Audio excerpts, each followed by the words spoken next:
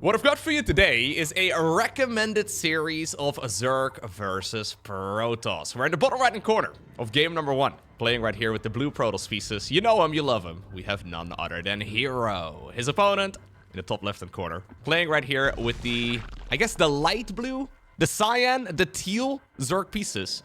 We're looking inside of the main base of Lambo. Now I've heard that this is a spicy series. Not entirely sure what to expect from it.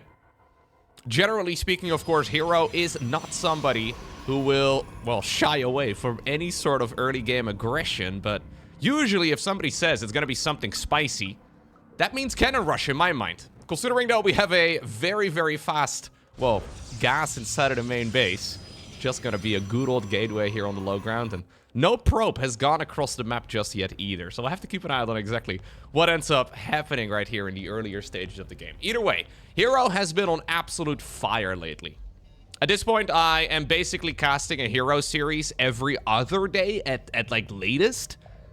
There have been so many herO requests coming in though, so I guess nobody's really getting tired of the man just yet, which is good because he has been, at least in my mind, the most entertaining player at the highest level of StarCraft 2. herO has just been such an absolute monster lately, and it's a lot of fun to watch him explore all of the options with the latest patch. Hatchery going down right here. We have a quick gas geyser into a spawning pool as well. Nothing all too weird. Lambo, of course, has been really good for a long time. But sadly for him on the European server, when it comes to Zerg players, there are a few that have, come out ahead of him over the last 5-ish years or so. But Lambo is certainly not somebody you ever want to write off. One of the most intelligent StarCraft 2 players out there. Some people call him the Professor for good reason. We actually have 0 probe scouting here at all from herO. It's actually quite a greedy way to start things off.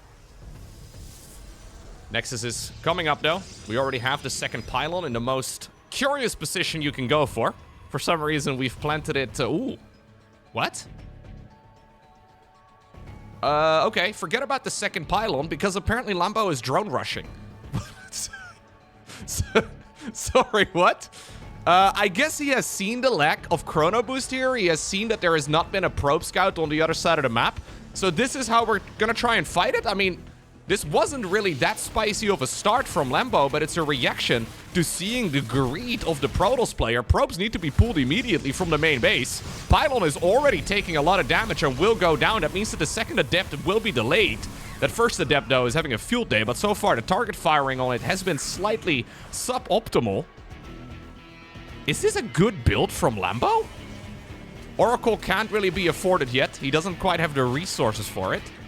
More and more links are coming though, and link speed, metabolic boost, is just a few seconds from being done.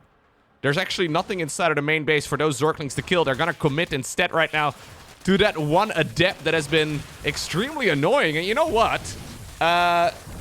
This is game over, I think. Oracle is coming, but there's so much damage being dealt by the Zerg player already. At least the adept is stuck between a bunch of those structures, so the surface area has been reduced. But yeah, herO is not going to be able to sustain himself at all. A little bit of German efficiency indeed. I think what set that off is Lambo seeing that the opponent didn't probe scout. No blind zealot either. Sometimes I guess when you skip the probe scout, you can go for a zealot and at the very least be reasonably safe. Obviously, herO has been a bit of a memer lately, right? Like, he's been cutting corners left, right, and center, and most of the time, he's allowed to get away with it. But I've mentioned it many times, he is leaving himself vulnerable to lots of early game aggression. Usually, that's not something Zerg players go for. But apparently, Lambo is not afraid to mix it up. Well, game number 2, we find ourselves on 10,000 feet. And this time around, a probe is indeed moving across the map. There's actually a gas into a pool build here from Lambo. Yet again, taking charge in that regard. This is going to be something that herO will likely not be too happy about, because even though it's technically a subpar build from the Zerg, it also really gives Zerg a lot of map presence right from the very beginning. It's one of those build orders that does lose you out on a bit of economy as the Zerg, but you do get full map control in exchange. And it does mean that all of that trickiness that, well, herO likes to employ is just going to be a bit more difficult to pull off. For now, though, Gateway right here on the low ground. We're going to see a 20 supply Nexus into a 20 supply Cybercore, more than likely. Cybercore will probably be planted somewhere over here. He is scouting around, by the way, for proxy hatcheries. herO is now suddenly playing it very cautiously. Not enjoying the way that that first game ended, and I can't blame him all too much. 2 drones in a gas geyser left over. That is worth noting. Because especially when you go for like a... This is scouted now by herO, which is really nice. Especially when you go for a very early gas like this one. Usually you would see the Zerg players pull out. Oh, really? Well, we have a couple of Zerglings chasing down the scouting probe. A new drone has been added back into the gas geyser. It's a good old Roach rush. Probe is going to make its all the way back home. The problem is, herO is not going to see anything. No, Stargate coming up right now. Second pylon is inside of the main base. He's going to use that Stargate to wall off the low ground. A couple of Zerglings here being annoying. One probe. No, it's going to live for now. But the Roaches are already saved up for. The larvae, they are available, and there we go. A whole lot of them are coming up all at the same time. And considering there is link speed on the back of this too, I think Lambo is going to flood the map with Zerglings too. Yeah, 6 Roaches here in total. I think the additional gas that he's getting right now will go for Ravagers. And it'll be down to herO yet again to try and defend the flood. Widely considered to be the #1 Protoss on the planet right now. Oracle begins, but it's actually a little bit later than it absolutely needs to be. There have been small little delays. herO also started at Nexus a little bit later. Cybercore was not quite at the perfect time. It does mean that these type of attacks from, well, the Professor here are going to hit extra hard. We do have double shield battery at the front. herO still doesn't really know exactly what he's playing against. Keep in mind, of course, that energy recharge is not as powerful as it once used to be, so the Oracle will actually run out of energy, but it is going to get recharged immediately. I think you probably want to be targeting down the Ravager here mostly, but he's going to go into whatever he can hit for the time being. There we go. Retargeting right now with that Oracle, finishing off that very first unit that he already was hitting away. The Link Flood is coming in, though. There's really only 2 pylons powering everything. Probes are falling yet again. herO is at this point doubling his opponent's worker count. That's nice and all, but this production inside of the main base... is it good enough? The Ravager does finish. No, I think this is still manageable here for herO. It looked a little sketchy, but now that second Oracle is indeed going to be able to finish up. And that should technically keep a lot of things safe. Wait, what? He just tapped out. Wait, herO, what in the world did we just do? Oh, no. Okay, hold up. I thought for a second right here that herO was the one GGing out. But since they're both playing in blue, I guess I got it mixed up a little bit. Bit of a meme if you would have left after being basically double the worker count. I guess that's usually, right, the reason why players are asked, sometimes forced, to swap out their colors. Now, this particular series, this best of 3, is from a Wardy TV weekly, the Wardy Monday. And I don't think he really cares. No, I don't think he really cares. Most of the time, the commentator should be able to pick up on that sort of information, right? Anyways, now we find ourselves on Mothership, and for once, I think herO will be very happy with the fact that we are on Mothership, because this is not a map where Zerg can really cheese. It's also a map in general, though, that I think is pretty good for herO, because you can get away with a little bit of shenanigans of your own. Okay, now I really like the attempt, though, across the board from Lambo. Certainly setting the tone for the series. herO even forced now to go for a high ground wall off. The norm for Protoss, of course, is to wall off the low ground against Zerg. So your first pylon goes right over here, and then your first gateway goes, well, in one of the 3 locations. But herO is not really willing to take any more chances here. I mean, getting that Stargate unpowered really is a bit of a disaster. But it turned out okay in the end. So 20 supply cyber core here too. So this is a cyber core before Nexus, which is again a very safe way to start this particular matchup off. Normally you go Nexus before cyber core. At the very least, if you know that your opponent has gone for a hatchery first. It is scoutless, so that is a corner here that herO is cutting. I mean, he's gonna scout right now, but this is, for all intents and purposes, a no scout. It's really just here to confirm that there is indeed a Zerg player and that he hasn't spawned in the top section of the map.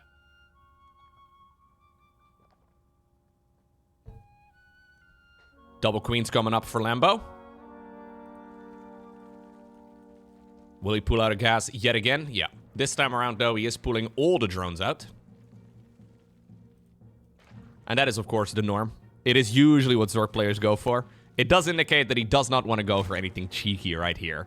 At least in the earlier stages of the game right now. We don't have a third hatchery yet.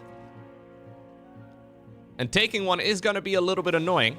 I think the Zergling could, well, work away at that probe. Still, apparently Lambo not too afraid. Taking the base in the direction of the Protoss. Most of the time, since Zergs are the more mobile race, right? They will try to, well, expend away from where the opponent has spawned. So usually, if you have the speed advantage, it makes sense that you create a little bit more distance between you and your opponent. But Lambo decides to expand in the direction of the Protoss. And I think if you're herO, you look at this and immediately take this as an aggressive spot from the Zerg. Like, you probably assume that, yet again, there is going to be something sneaky moving across the map in a moment. Doesn't obviously have to be the case. It may just be that Lambo knew that that expansion on the right side was going to get blocked. And he figured, I'll just take the alternative. It's better than getting my expansion delayed even more. But usually Protoss will pick up on this as a sign of aggression. Stargate, though, is going to finish up inside of the main base. We do get a wall off here as well right now. Oh, hallucinated oracle. That's a little bit cheeky. It's an hallucinated oracle into a real oracle. Difficult game to read right now for Lambo, though. I mean, that was a very quick oracle. I don't know if he has quite picked up on it, but I think that would be slightly too early for a real oracle to appear. Yeah, he already does have, though, the Spore Crawler done, and now he will realize that this was indeed a fake. Normal timing for an Oracle to spawn is like maybe 340 or so, and I think this one showed up a bit sooner than that. But I'm sure Lambo is the, well, he will be very familiar with the exact timing, and he believed that it could be a real one. Either way, passing by the shields here, the force field on Mothership, we do have a real Oracle now swooping in. Only one drone kill. A little bit of miscontrol there from the Protoss. Definitely could have had a second one. Maybe he is going to get a second one with his rally. Yeah. Oh, no. Yes. No. Yes. Glaive to depths. Sneaky. Now, one really big thing here for the Zerg is that there is still no third Nexus scouted from our Protoss. As a matter of fact, because of the scouting over here, apparently we see a similar position as we had on the other side of the map.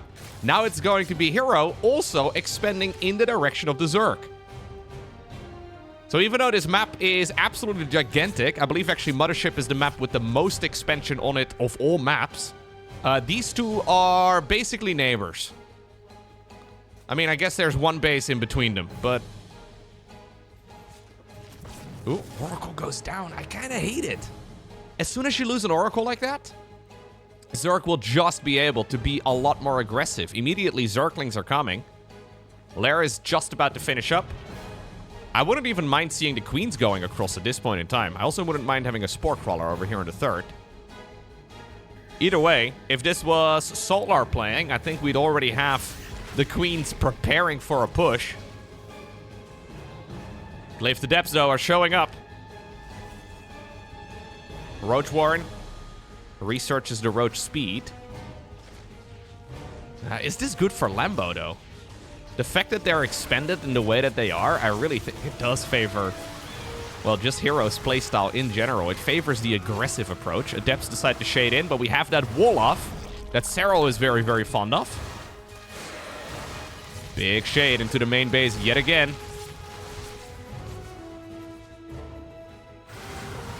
So far, though, the drone losses have been kept to an absolute minimum. Reinforcing adepts are showing up, but Lambo did anticipate it. Yeah, good defense. Very smooth defense, all things considered. Now the adepts are in one big clump. Actually, there's enough adepts to sort of be fighting these roaches.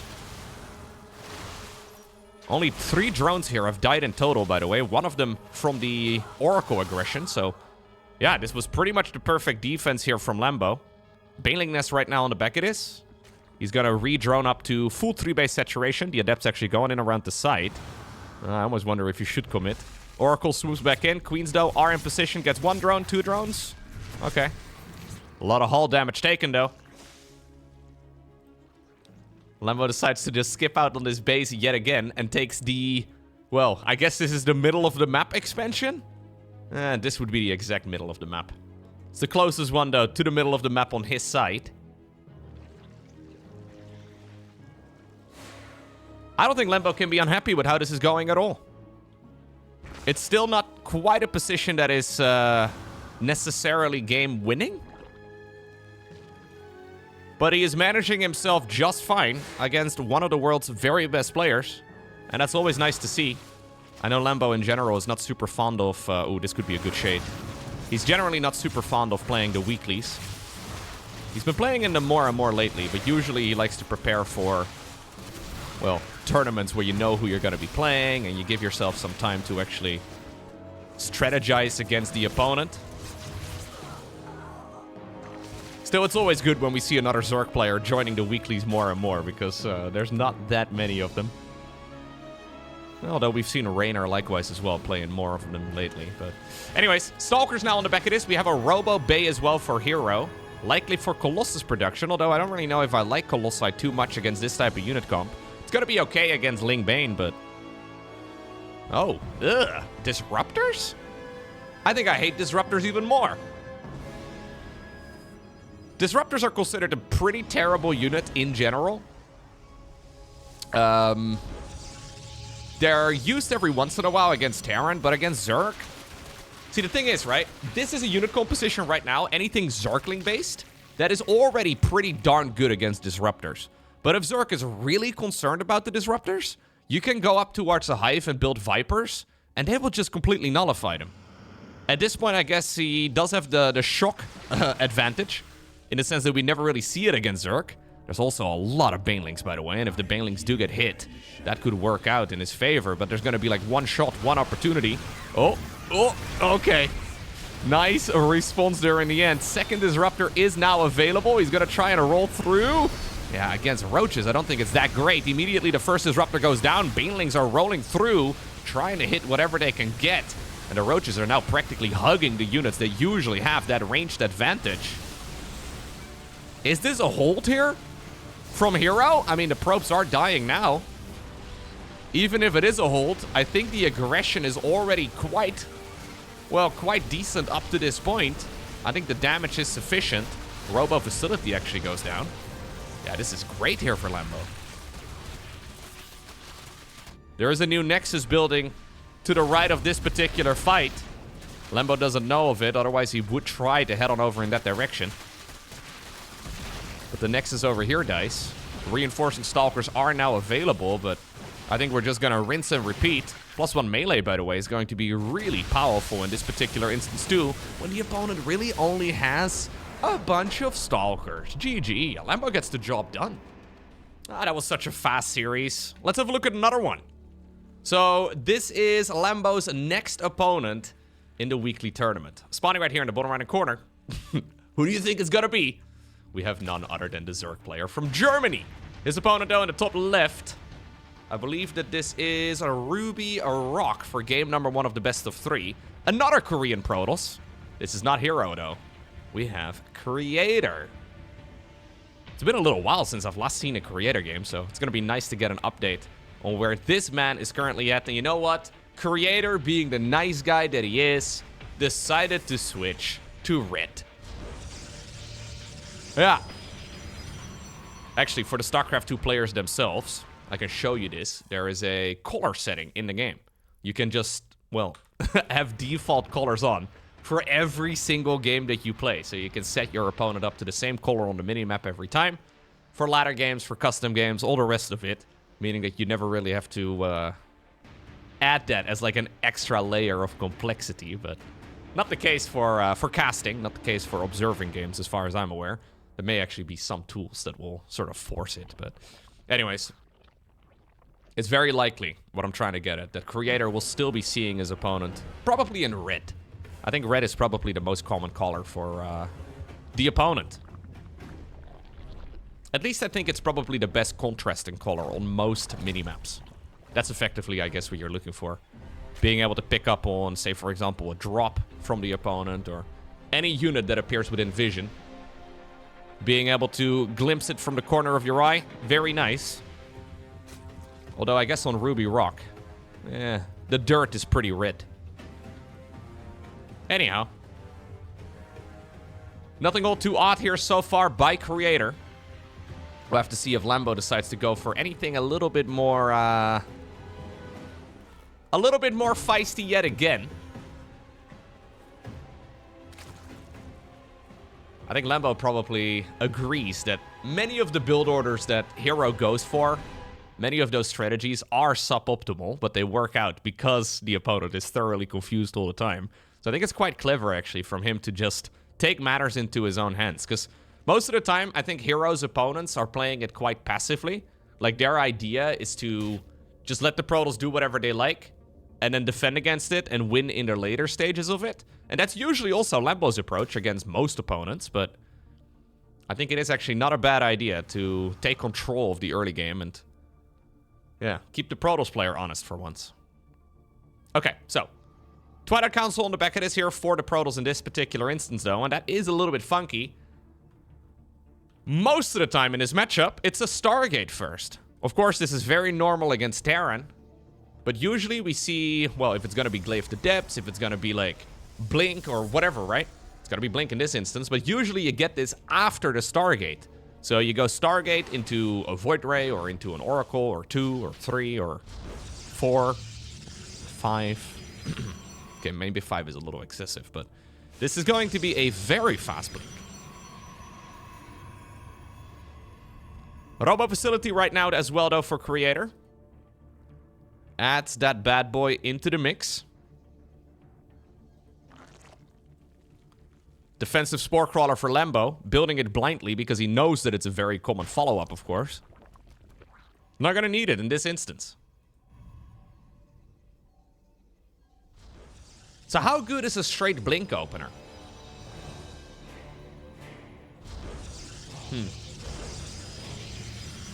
I'm not so sure that I like it. There is that series, I suppose, that we saw between Solar and herO the other day. It's again herO. Sorry, I keep referencing herO. He's not even in this particular game. But there was that game where herO was effectively winning with pure Stalker. And that wasn't really his game plan, but everything else that he had died, and then he just kept warping in Stalkers, and at some point he had like 50 of those bad boys. But it turns out if you have enough Stalkers, you can't really lose. Maybe that's what the general approach is right here for Creator, but normally, if Zerg is gonna get a glimpse of this early enough, and that's why Lambo is patrolling Zerglings, he wants to see anything that might be leaving the main base here, and he's gonna see the Prism. Normally, this is gonna give him the heads up immediately. Now, if I was Lambo here, I would assume that this is some sort of weird, I don't know, it could be Dark Templar, it could be like Dark Templar into Archon drops, it could be straight Archon drops. This is not what you expect. 4 gates? No, it's 6 gates in total. 6-gate Blink Stalker? Okay.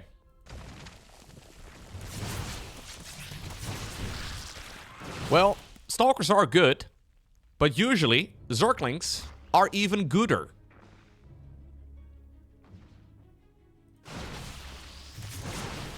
Thing is, if you have enough Stalkers, you can deal so much damage, right? Link's coming in around the back. Yeah, I think this is smart, because the problem with the Stalkers is when they keep blinking away. Now, he might be able to, okay, blink down to the low ground.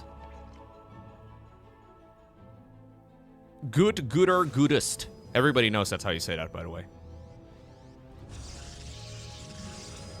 So this is 6-gate Blink Stalker all in. I don't know what to make of this. This is very Wings of Liberty to me. Like, this is what players used to do in Wings of Liberty when nobody knew how to play the game. Creator usually, by the way, is a very solid Protoss player. Like, he knows how to play the very complex styles. This is a more of like a caveman approach, right? This is the Flintstone type of Protoss composition. It's basically just 6 gateways on 2 bases, and we just make whatever we can make. Now, Lambo is defending off of 40 drones, and you know what? He is taking a lot of damage on the hatchery. Did Creator just figure out something? Did Creator just figure out that you can actually just deal a lot of damage with 6-gate Blink Stalker? What's really curious here, too, is that he is getting so many Zealots in the mix, but he never researched charge? Has to be a mistake, right? Like, why would you not get charge? You have so many of those bad boys. I guess the Zealots are really just here to tank some of the damage.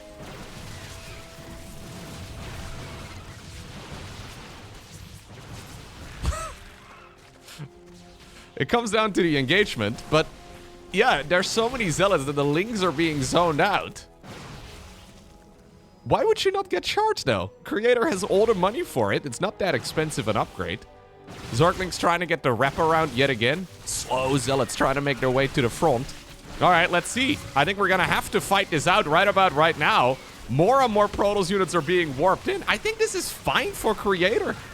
Yeah, Creator is going to destroy the Zerg army, isn't he?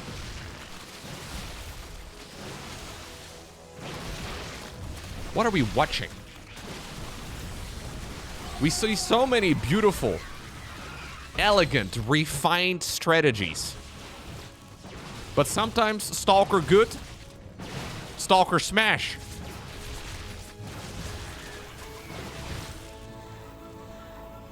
This is one of those builds where you're trying to, like, jam the circular block through the square hole. And it shouldn't really work, but maybe if you angle it just right. It's just... Lambo is actually engaging pretty far off creep. I don't think that's optimal, because he needs the queens to be moving in. The third hatch is gonna die, man. This dance is only gonna keep going for so long. Now, there is something that is worth noting, though, because if Lambo lives until, like, minute 12 or so, it's going to be okay for him, because Protoss is gonna run out of cash. Like, the main base is already starting to dry up. Natural will not be too far behind. And Lambo, of course, does have this third base mineral line here. He's not currently mining it, but he can transfer some of the drones in that direction. Third hatchery, though, does end up going down. And now we're playing 2 base versus 2 base. I think this is way better for Creator. Now, why would you not get charge? Why? Give me one reason why charge, or, like, I don't know, an 8-gate is not superior to what we've been doing thus far. New hatchery coming up on the right side. The Zealots are moving all the way around.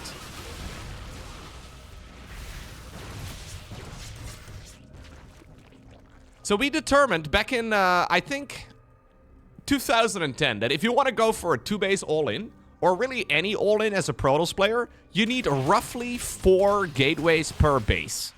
So for every full mining base, you need about 8 gateways. Or you know, 4 gateways. So for a 2-base, you would need 8. This is 6. I think it's going to be better the longer that this goes on for Creator, because at some point... yeah, now he lost one of the gateways too, but at some point, he will just simply run out of juice. The minerals are slowly disappearing.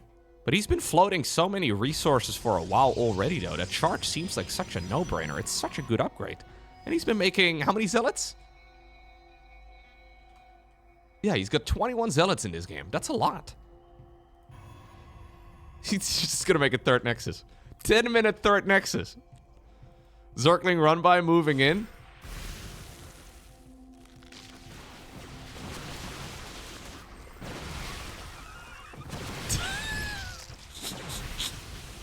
Okay, the third Nexus is not going to happen, but neither is the third hatch. Lambo, once more, expands towards that 9 o'clock position. Drones are dying, though. Oh, Banelings? Really? We're gonna try and Baneling bust this, Lambo? He does have +1 melee. He started that up, and I thought he was never going to finish it, but evidently I'm wrong. Is this a good idea? Well, apparently Lambo decides that the time to strike back is now. In the meantime, there was a little skirmish as well in the middle of the map. Killing the probes is actually not that big of a deal because he's oversaturated as it is anyways, although he's losing way more probes than you really want to. What about this main army, though, from the Protoss? There's about 1 million Stalkers now in the natural. Actually, the Roach Warren itself is going to die. 25 probes fell. We do have a force field available, 2 for Creator. Lambo is losing a whole lot of Overlords, though. Actually, properly supply blocking him for a bit. Nexus on the low ground will end up falling. Now we're holding out for the natural expansion here, though, on the side of the Zerg.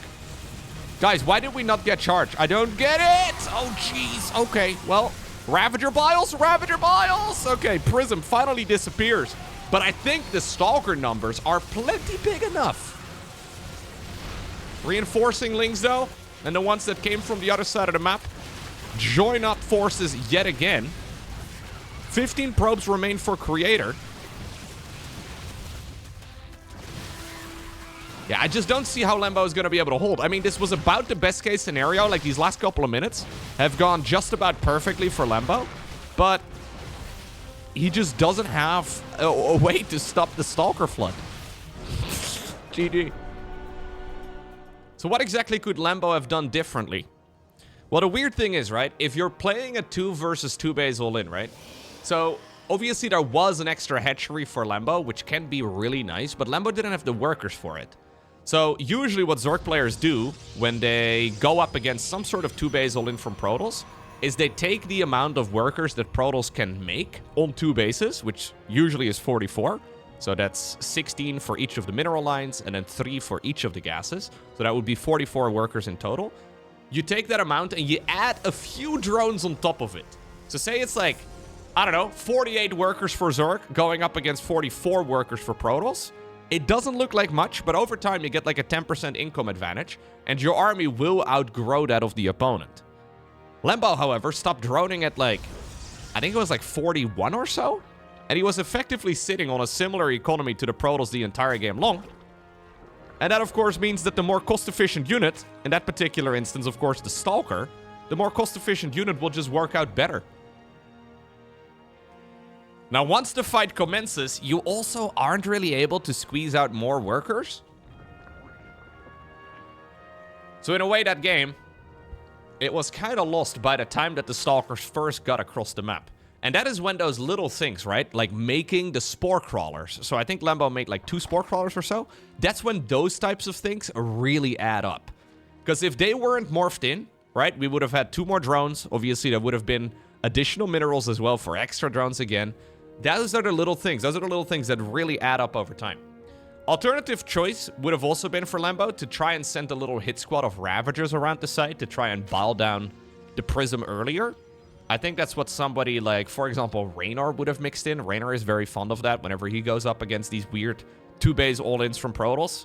Because we do see them from time to time, but rather than a Zergling hit squad, you get a little Ravager hit squad. Because as soon as that Prism is gone, it creates a lot less pressure, right? Like, you suddenly can squeeze out a round of additional workers, and Protoss gets slowed down a bunch.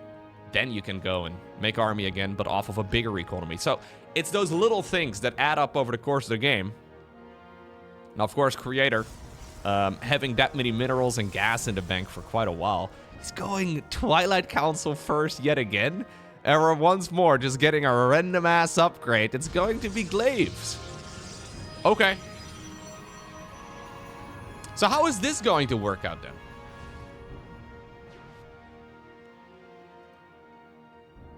This is not a Stargate opener. We are once more going straight Twilight Council, straight Glaive to Depths.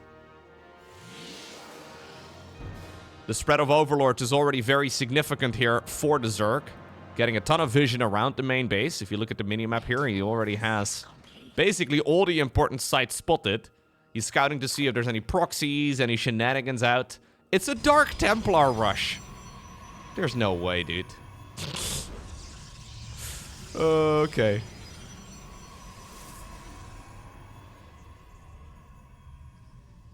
We're going glaives into DTs. Now, this will look very similar to what we saw in the previous game. Lambo skipping out on the spore crawlers this time around indeed. And he is gonna drone straight to 46 now. So, normally Zerg, when you finish up link speed, that's when you make one round of Zerglings, right? In this particular instance, we're basically seeing Lambo do what I suggested. Go up to, like, a superior work account, albeit a relatively small one. Does get the 2 spores going right now, in case it's some weird shenanigans here, but just get at least a little bit of an eco boost, and then start making army with that advantage. Of course, though, these spore crawlers will still come in handy, too, against the Dark Templar. In this particular instance, we do not have Alair, so there is no way of mobile detection here for Lambo. And obviously, Dark Templar can easily kill these type of units. Like, these types of structures, rather. If you kill the spore crawlers, that is going to make any Dark Templar aggression a lot harder to deal with. Anyways, here go to Glaive to Depths. It's only Zerglings for now.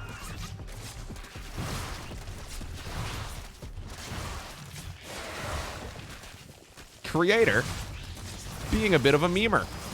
Okay. That spore crawler is really quite annoying, though. Yeah. It is going to zone away the prism for now. You know what? That prism is within range. Brenda, go! Get him! You can kill it!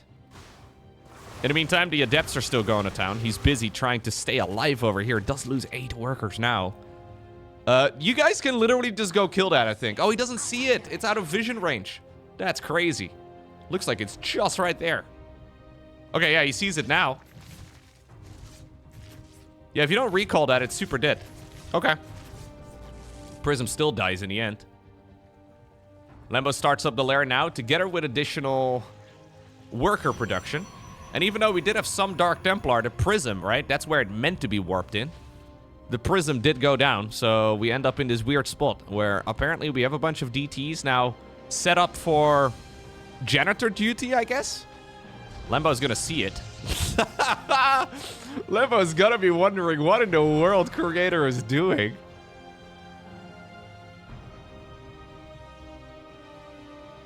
Lambo wondering if maybe he accidentally got tickets to the circus or something. These Protoss players are... well, let's just say they're clowning a little bit. Yeah. We get the highly sophisticated styles of Protoss all the time. This is very caveman. Very Ooga Booga. Very Flintstones. Well, not a whole lot Lambo can do about it, though, because even though the Dark Templar were meant to be used offensively, they were used defensively instead. And now we're gonna go into the good old Archons. That's, of course, the Dark Templar from earlier. They are no longer set up over here, but they've been merged together into one. The ultimate marriage to be an Archon. Can't be unmerged. Ooh, now this is really good for Lambo. Whoa, you don't take that? Oh, I think you should take that 100%. What? I mean, they are glaved adept upgrades, I guess. Or the adepts do have their glaives research, but I think he could have taken that. Sentries are really powerful. In the meantime, they're still popping balloons. Actually, 5 kills here in total on those 2 Archons, which is pretty nice.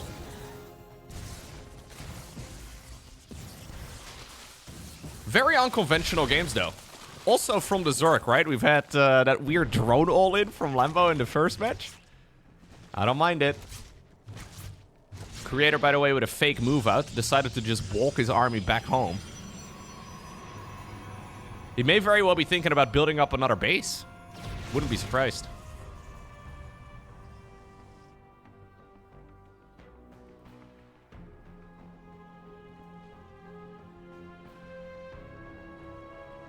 Bailing speed here for Lambo.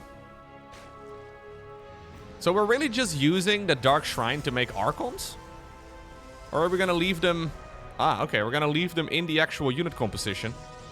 Maybe send them out for some harassment, but that's really about it. Very weird build orders here from Creator. I'm surprised with how well it's working, though. I'm really not convinced that these build orders are good. Oh, if he catches all of that, that's massive. It's a lot of resources down the drain there. The council is not free. Yeah, if it works out, I mean, it works out. Fair game. But it does feel like it's one of those threats that really shouldn't... No. Okay, I was gonna say, it does feel like one of those threats that should never really work. Alright, well, he knows that this is coming. We have the Dark Templar, by the way, from earlier, moving through. Here we go. A roll into Banelings. They see me rolling. Do we have enough? Creator is gonna need to micro extremely well, but he does have force fields. Okay, purposefully that some of the units slip through the cracks. The first wave there was not quite successful. The second wave, though, ooh! Banelings into Archons is the worst trait for Zerg. As a matter of fact, only just now started one of those Archons popping. We have a couple of Dark Templar being used defensively, too. Okay, there is detection, though. Overseer nearby, but I think there's plenty of firepower remaining. Lambo decides to tap out. And just like that, it is Creator who obtains the victory and wins the series 2-0. That was some very curious build order selection. I really feel like all the top-level Protoss players lately have just sort of thrown the strategies that they've been playing over the last 5 years out of the window. They've looked at the success of herO in pretty much all tournaments that he's entered, and they decided to just, do whatever. Just try whatever works, you know, and maybe you'll stumble upon something nice. I do suspect that at some point the meta will settle into something that will be a little bit more predictable. And currently you can tell that, especially a lot of Zerg opponents, just can't quite wrap their heads around what they're supposed to do against the 17 or so different build orders that Protoss players are bringing out these days. It's kind of glorious. Well done by Creator. GG.